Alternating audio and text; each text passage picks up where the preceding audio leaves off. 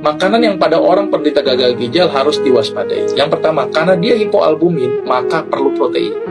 Tapi perlu saya ingatkan, tidak semua protein aman pada orang yang gagal ginjal. Protein-protein tertentu malah menyebabkan walaupun albuminnya bagus, tapi uriumnya naik. Kreatin ini jadi naik juga.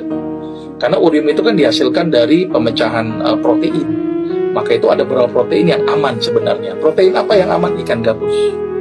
Jadi orang penderita gagal ginjal wajib konsumsi ikan gabus. Karena ikan gabus ini ternyata mampu menaikkan albumin di dalam darah. Karena di ikan gabus itu memang ada kandungan albuminnya dan paling tinggi dibanding dengan telur. Ya, tapi pada telur resiko albumin naik, tetapi urium juga ikut naik. Tapi kalau ikan gabus, albumin naik, urium nggak ikut naik. Ini uniknya ikan gabus. Itu yang pertama. Yang kedua, pada orang yang gagal ginjal kadang-kadang cairannya itu kan terbatas keluarnya. Ya, karena bermasalah itu saringan di ginjalnya. Maka itu kenapa pada orang yang ginjal harus dibatasi minumnya.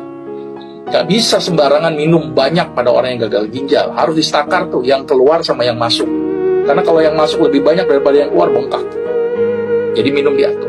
Terus kemudian pada orang gagal ginjal cenderung lebih mudah terjadi peningkatan asam urat. Karena gak bisa kebuang lewat kencing. Maka itu harus diet makanan yang rendah purin. Jeroan, seafood, itu ya sayuran yang hijau tua, yang tinggi purin, yang akan malah meningkatkan dari asam urat. Maka itu ada beberapa makanan yang saya rekomendasikan pada penderita gagal ginjal yang aman, seperti wortel, terong, labu siam, labu kuning, sawi putih. Itu contoh yang aman, karena kalau dikasih hijau-hijau tua berisiko terjadi peningkatan purin. Ya, itu salah satunya. Terus kemudian elektrolit. Nah, ini hati-hati. Sering terjadi peningkatan kadar kalium.